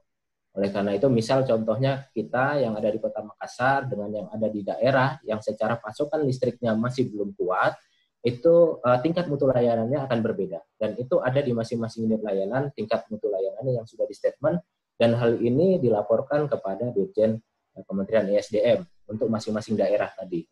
Dan itu ada di kantor-kantor layanan kami untuk tingkat mutu layanan masing-masing tadi. Oh, jadi 3 jam ya? Jadi 3 jam sudah boleh dapat kompensasi begitu ya? Nah, jadi untuk 3 jam tadi, jadi untuk kompensasi, perhitungan kompensasi itu ada rata-rata perhitungannya dalam kurun waktu 1 bulan, Bro. Jadi nanti akan dihitung kumulatifnya terkait dengan berapa jumlah padam dalam kurun waktu 1 bulan tadi, apakah bisa mengikut dalam proses tadi. Jadi bukan 3 jam pasti dapat, tidak seperti itu, Bro. 3 jam adalah respon atau recovery kami untuk memulihkan listrik yang setelah padam tadi, Bro. Jadi tingkat mutu layanannya bukan 3 jam, Bro. Kalau itu tanpa pemberitahuan ya, karena kan biasanya PLN juga ada pemberitahuan bahwa wilayah ini akan ada pemadaman mulai dari jam sekian sampai jam sekian. Itu tidak termasuk ya? Iya, betul, Prof. Jadi yang dimasuk adalah hanya untuk yang sifatnya gangguan, karena untuk yang sifatnya pemeliharaan, memang kami dari PLN tetap akan melakukan mekanisme pemeliharaan karena itu adalah kewajiban untuk kita menjaga kondisi sistem, dan itu di persyaratan PJBTL kami di PLN juga itu kami minta izin adalah untuk memadamkan aliran listrik itu apabila kondisi memang untuk kegiatan pemeliharaan. Oke. Baik, terima kasih Bang Radit. Saya ke Bang Judi, Bang. Nah ini ada pertanyaan yang menarik di chat Zoom ini. Pertanyaannya, apakah bisa misalnya PLN memvalidasi data pelanggan yang membayar berlebih dari yang seharusnya? Nah, kira-kira menurut Bang Judi, mana ini, Bang? Ya, pertama, saya mau terlibat untuk yang Pak Tajudin ya. Saya kira Pak Tajudin PLN itu dalam kerangka kewajiban konsumen, kewajiban pelaku usaha. Memang harus karena kewajiban ini harus dilakukan oleh pelaku usaha. Misalnya soal informasi, itu di undang-undang konsumen pasti ada itu namanya. Soal informasi, kemudian yang kedua soal bagaimana caranya dia menjaga mutu layanan. Mutu layanan itu termasuk ini tadi, pencatatan dan sebagainya. Itu bagian untuk menjaga mutu layanan. Karena hak konsumen adalah salah satunya adalah bagaimana antara jasa dan barang itu sesuai dengan deal. Jadi apa yang kita bayarkan sesuai dengan produk. Sesuai dengan mutu yang dijanjikan. Ya. Sesuai dengan mutu yang dijanjikan, Pak Yudi. Iya, Pak Yudi. Sesuai dengan mutu yang dia janjikan. Iya, betul. Ya, sesuai dengan janji. Terus yang kewajiban yang lain adalah menjamin konsumen itu dapat menguji mutu layanan. Maksudnya gini. Misalnya tadi, apakah ada yang berlebih atau ada yang kurang tadi? Ya kita lihat aja bagaimana cara konsumen melakukan argumentasi bahwa konsumen juga bisa menghitung apa yang dikonsumsi. Sesuai nggak dengan yang dicatat oleh PLN? Baik. Nah itu juga jadi bagian untuk ini soal edukasi konsumen. Bagaimana cara konsumen secara cerdas kita bisa menghitung lah berapa hitungannya PLN, berapa dayanya, berapa lampunya, berapa kulkasnya, itu bisa dihitung oleh konsumen. Seperti apa kata Bu Rahmatia tadi, bahwa ya emak-emak ini kan juga kebingungan. Saya kadang-kadang harus diedukasi bagaimana cara menghitung konsumsi yang dilakukan. Supaya bisa ada argumen untuk bahwa ada yang nggak wajar gitu loh. Begitu Pak Sofyan. Baik, terima kasih Bang Judi. Jadi saya lanjut Pak Sofyan ada tadi karena jadi yang dia maksud Pak Yudi itu tadi juga adalah keseimbangan antara hak dan kewajiban konsumen. Konsumen wajib membayar dan mendapatkan hak pelayanan yang bermutu dari PLN, dan kemudian sebaliknya PLN wajib memberikan pelayanan sesuai dengan dijanjikan. Satu. Yang kedua, PLN itu kalau ini sudah dilakukan kan maaf Pak Yudi, ini kan asas transparansi itu tadi yang dia maksud Pak Yudi. Saya selalu mengacu kepada undang-undang. Jadi Undang-Undang Nomor 8 Tahun 99 itu pelaku usaha wajib untuk memberikan asas transparansi kepada konsumennya. Ya itu yang tadi Pak Yudi bilang. Jadi semua apa yang akan cara perhitungannya, bagaimana caranya membayar, kalau ada tagihan yang tertunggak, bagaimana caranya bisa dendanya itu bagaimana. Itu tadi Pak Yudi katakan, jadi asas transparansi itu PLN tidak boleh melanggar itu. Saya kira itu, terima kasih. Baik, terima kasih Pak Tajudin. Saya kembali ke Ibu Ramatika. Nah, ini ada yang menarik tadi Ibu, terkait misalnya investigasi dan evaluasi. Nah, ini ada beberapa chat yang masuk juga meminta itu. Nah, kira-kira actionnya kapan ini Bu? Apakah akan nantinya akan memanggil PLN Area Makassar, ataukah BPK dan lain sebagainya? Apakah akan dilakukan seperti itu Ibu? Silakan Bu. Baik, terima kasih. Jadi memang setelah hari Kamis lalu kami juga menerima aspirasi dari masyarakat, sekelompok masyarakat yang datang ke DPR. Baik, ada juga teman-teman secara pribadi-pribadi yang menerima lewat chat-chatnya masing-masing. Akhirnya kami bersepakat untuk melakukan RDP dengan pihak PLN yang insya Allah akan dijadwalkan minggu depan, karena sekarang kami lagi masuk masa reses. Setelah itu kami akan panggil dan kami akan dengarkan seperti apa penjelasannya, dan mungkin saja rekomendasi yang akan kami keluarkan juga bisa meminta BPK untuk melakukan investigasi terkait keresahan masyarakat ini. Mungkin seperti itu. Mantap, mantap. Baik, terima kasih Ibu Andi Ramatika Dewi. Jadi saya pikir ini sudah juga 3:30. Saya minta closing statement dari masing-masing narasumber. Saya ke Pak Tajudin Rahman dulu, kemudian Pak Yudi, kemudian Pak Ibu Andi Ramatika Dewi, kemudian ke Prof. Aminuddin Ilmar, dan terakhir nanti Bang Radit. Silakan Pak Tajudin. Ya. Terima kasih pada Pak Sofian, kepada Prof. Ilmar, Pak Yudi, dan Ibu Ramatika, dan Pak Raditya. Jadi saya hanya ingin menyatakan bahwa PLN, ini bukan Pak Raditya pribadi ya, PLN saya pikir mulai sekarang berbenah diri. Semua apa yang tadi kita cerita ini adalah fakta. Dan jangan biarkan rakyat untuk selalu seperti ini. Karena pada akhirnya, kalau rakyat sudah marah, nanti Bapak tidak bisa apa-apa kalau rakyat marah. Kalau marahnya rakyat itu kan, kalau ini kan, sekarang ini kan marahnya masih bicara. Tapi kalau rakyat marah itu rusuh, PLN jadi tersarang, Bapak tidak bisa apa-apa dan negara ini rugi. Kita semua rugi. Ya, jadi saya pikir saluran yang akan dilakukan oleh Ibu Ramatika ini harus segera, Ibu Ramatika tolong segera ini. Dan Pak Raditya, kebetulan ada undangan saya ke Bapak ke kantor saya hari Selasa, tolong supaya Pak. Kalau tidak datang, saya datang, itu banyak orang. Terima kasih. Assalamualaikum warahmatullahi wabarakatuh. Waalaikumsalam warahmatullahi wabarakatuh. Terima kasih Pak Tajudin. Baik, silakan Pak Judi. Silakan Pak.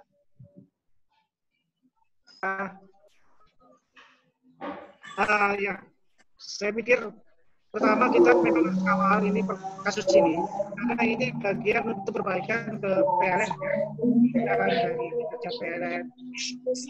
Yang kedua, PLN mesti taat pada undang-undang yang ada, aturan-aturan yang undang-undang yang ada, taat untuk melaksanakan. Yang kedua, saya kira penting juga konsumen untuk belajar, untuk menghitung, melakukan penghitungan. Kalau tadi Pak Prof katakan soal padam lampu dicatat. Kapan padam lampu? Berapa lama padam lampu? Supaya ada kompensasi. Gitu. Bahwa ini nggak sesuai dengan mutu layanan yang dijanjikan. Misalnya 3 jam per tahun. Ternyata lebih dari 3 jam misalnya. Tapi dengan syarat konsumen harus mencatat padamnya, konsumen harus bisa menghitung berapa konsumsinya, berapa tagihan-tagihannya, bisa membandingkan. Itu semua yang menjadi bagian untuk memperkuat argumen dari konsumen. Begitu Pak Sofian. Baik, terima kasih Pak Judi. Saya ke Ibu Andi Ramatika Dewi. Silakan Bu, closing statement-nya Bu, silakan. Baik. Kepada para senior-senior saya, Prof. Ilmar, Pak Taju, Bang Yudi, juga kepada Pak Raditya dari pihak PLN, sebelumnya mohon maaf apabila ada hal-hal yang kurang berkenan atau kata-kata kami yang menyinggung. Tetapi yang pasti bahwa ini kita lakukan untuk kebaikan kita bersama. Mari sama-sama mengintrospeksi diri, khusus kepada PLN sebagai perusahaan pelayanan publik. terus berbenah, Pak, karena Bapak adalah satu-satunya penyedia layanan listrik di Indonesia. Bapak yang memonopoli listrik di Indonesia, sehingga mau tidak mau kami sebagai konsumen, suka tidak suka, kami harus tetap bayar, Pak. Kalau tidak, listrik di rumah kami mati. Jadi tolong benahi segala sesuatu, berikan yang sepantasnya kami dapat, Pak. Dari apa yang kami berikan kepada PLN, berikan sepantasnya pelayanan yang kami harus terima. Dan mohon layanilah setiap keluhan masyarakat yang datang kepada PLN. Karena di saat yang sulit ini, kami sudah dibebankan oleh banyak hal. Kalau ditambah lagi beban listrik yang begitu besar, artinya ini menambah beban hidup kami. Untuk itu, mudah-mudahan PLN bisa memberikan solusi yang terbaik di masa yang sulit ini. Dan yang pasti, mudah-mudahan kita semua dalam keadaan sehat walafiat terus dan pandemi ini cepat selesai. Terima kasih. Baik, terima kasih Ibu Andi Rahmatika Dewi. Saya ke Prof. Aminuddin Ilmar. Silakan Prof. terkait ya, terima kasih. Saya cuma ada 2 saja. Yang pertama, PLN memperbaiki pelayanan pengaduan. Kemudian yang kedua, mungkin responsivitas cepat dari PLN itu terhadap pelayanan pengaduan yang dilakukan oleh masyarakat. Itu sangat penting. Sekaitan dengan proses pandemi ini, saya kira PLN juga sudah harus melihat bahwa ini proses yang panjang. Meskipun ada kebijakan pemerintah untuk melakukan relaksasi PSBB dalam bentuk hidup baru, new normal, tapi saya kira PLN harus mulai melakukan sisi kepentingannya, bagaimanapun ini pelayanan mendasar. Pelayanan dasar itu penting bagi masyarakat. Saya kira itu aja, Bang. Baik, terima kasih Prof. Aminuddin Ilmar. Terakhir ke Bang Radit, silakan Bang. Closing statement-nya Bang, silakan. Oke, terima kasih. Alhamdulillahirrahmanirrahim, kita bisa cukup banyak masukan yang diberikan oleh Bapak narasumber dan juga rekan-rekan lainnya ya, yang sudah saya catat, Pak. Alhamdulillah menjadi suatu peluang-peluang kami untuk memperbaiki, khususnya di Kota Makassar ini juga. Jadi yang jelas komitmen kami, Pak, dari PLN, kami terus ingin berbenah, karena banyak hal yang memang khususnya terkait dengan layanan yang kita sekarang harus menyesuaikan diri. PLN harus juga bertransformasi, khususnya apalagi di masa pandemi, new normal ini tidak bisa berlaku lagi seperti PLN-PLN yang lalu. Seperti tadi Pak Tajudin sudah sampaikan. Jangan kita terjebak juga pada PLN-PLN yang lalu. Dan insya Allah niatan kami baik, niatan kami positif untuk terus mengupayakan layanan kepada masyarakat yang lebih baik lagi, seperti halnya kami pun diawasi oleh badan-badan pengawas lainnya. Terus kemudian komitmen kami terkait khusus masalah lonjakan energi listrik ini, kami akan bertanggung jawab untuk menyelesaikan satu persatu permasalahan yang dirasakan oleh pelanggan.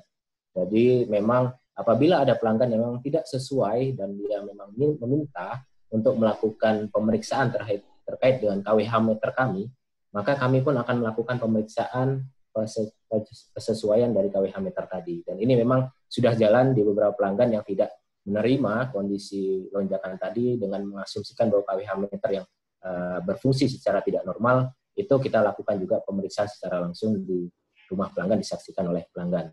Dan insya Allah nantinya setelah bulan Juni ini, sejak bulan Mei kemarin, petugas kami tetap komitmen untuk melaksanakan kondisi pencatatan KWH meter, sebagaimana kewajiban kami untuk memberikan data yang akurat, khususnya terkait dengan stand yang ada di rumah pelanggan, khususnya pelanggan-pelanggan KWH analog, dan kami juga mohon doanya bagi rekan-rekan sekalian, petugas kami pun diberikan kesehatan, walaupun rekan-rekan kami saat ini sudah dibekali dengan alat pelindung diri anti-COVID, sehingga insya Allah nantinya kita tetap bisa menjalankan tugas dan kewajiban dan juga pelayanan kepada masyarakat selama 24 jam. Demikian, terima kasih. Mohon maaf bila ada penyampaian yang kurang berkenan dan kurang memuaskan, insya Allah nantinya kami akan benahi secara langsung di lapangan. Terima kasih Mas Sofyan dan rekan-rekan semua.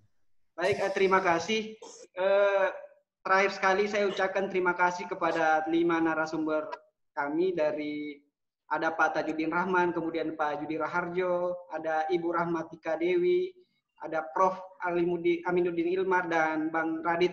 Terima kasih sekali lagi, terima kasih banyak sudah berpartisipasi dalam diskusi Kabar Makassar seri ke-17. Terima kasih banyak Pak. Jangan sungkan-sungkan Pak, nanti akan hubungi lagi, sebetulnya nanti ada diskusi terkait PLN sesi kedua nantinya. Baik, terima kasih banyak. Wabillahi taufiq wal hidayah. Assalamualaikum warahmatullahi wabarakatuh. Waalaikumsalam warahmatullahi wabarakatuh. Makasih Pak. Pak Raditya. Siap Pak Tajudin, sampai ketemu Pak, insya Allah. Ya, ya.